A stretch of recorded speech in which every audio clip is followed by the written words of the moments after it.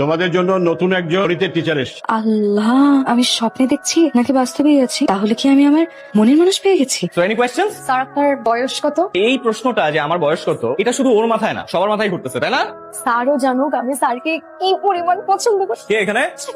তোমরা এরকম টিচার্স রুমের সামনে ঘোরাঘুরি করছো কেন? কোনো সমস্যা? স্যার, আসলে আমরা আপনার সাথে দেখা করার জন্য আসছি। আমার সাথে? আপনি বললেন না যে যে কোনো সমস্যা হলে যেন আপনার সাথে সঙ্গে সঙ্গে দেখা করার জন্য আসি। আমি যে কোনো সমস্যার কথা বলি না, আমি গণিত সংক্রান্ত সমস্যার কথা বলছি। ওইটাই স্যার, গণিত সংক্রান্ত সমস্যা না? কি সমস্যা? স্যার, আজকে ক্লাসে যে গণিতটা বুঝাইছেন স্যার, ওই গণিতটা বুঝি নাই। ক্লাসে এত অমনোযোগী থাকলে কিভাবে বুঝবো অঙ্ক? খাতা কলম নিয়ে আসো, বুঝাই দিচ্ছি। মা, এটা কোনো কথা? 3 দিন আগে তোমার টাকা প্রয়োজন হচ্ছে, তুমি আমাকে আজকে জানাইতেছো? মা, তুমি আমার কাছে এখন টাকা চাইতেই পারো, আমি তো এখন চাকরি করি। স্যার, আমার আপনার সাথে একটু কথা আছে। জরুরি কিছু? জি স্যার, অনেক জরুরি। ঠিক আছে, বল। স্যার, আমি ঘুরিয়ে পেঁচে একদম কথা বলতে পারি না। স্যার, আমি আপনাকে প্রথম যেদিনকে দেখেছি সেদিনই আমি আপনাকে ভালোবেসে ফেলেছি। এখন স্যার, আপনি যদি আমাকে মানা করেন তাহলে আমার সব আশা ভরসা ভেঙে একদম খান খান হয়ে যাবে স্যার। তোমার জরুরি কথা শেষ, এবার চোখটা খোলো। আমি আজকে যাই, হ্যাঁ? খুব খিদা লাগছে, রুম আছে, জলদি ভাত খাবো। কালকে খুলে দেখা। স্যার, আজকে ক্লাসে আপনি আমাকে সবার সামনে এভাবে অপমান করে বের করে দিলেন কেন? তুমি অঙ্ক না করে খালি খাতা রেখে অন্যদিকে তাকাইছি। আমি তো স্যার আপনার দিকে তাকাইছি। অঙ্ক না করে আমার দিকে তাকা থাকাটা কি অপরাধ না? ভালোবাসার মানুষের দিকে তাকিয়ে থাকা কি অপরাধ না? দেখো মেয়ে, তুমি ওই দিন আমাকে যা যা বলছো আমি কোনো গুরুত্ব দেইনি, কিন্তু তুমি যদি এটা নিয়ে বাড়াবাড়ি করো আমি কিন্তু তোমার বাবার কাছে যেতে বাধ্য। স্যার, আপনাকে কষ্ট করে আমার বাসায় যে বাবার কাছে নালিশ দিতে হবে না। আমি এমনিতেও ডিসিশন নিচ্ছি যে আমার বাবার কাছে সবকিছু খুলে বলবো। কি বলে দিবা? বলবো যে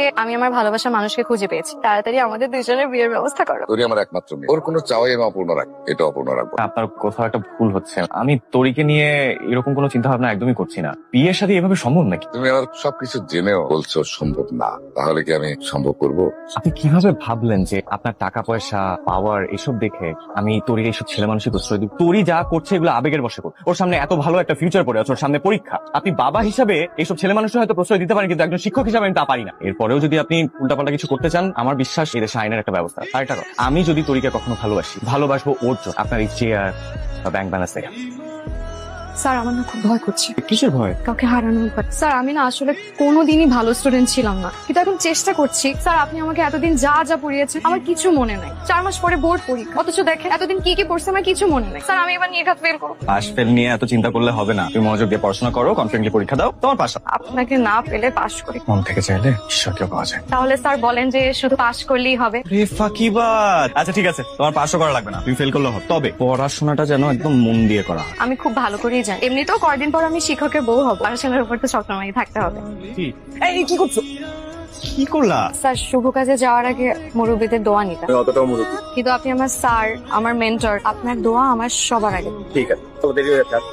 কি হলো এরকম গম্ভীর হয়ে বসে আছো যে? আজকেই শেষ পরীক্ষা ছিল, রেজাল্টও দিবে কতদিন পর। কোনো কাজ না, আপনিও তো আর পড়াতে আসবেন। আমি এতদিন আপনাকে না দেখে কি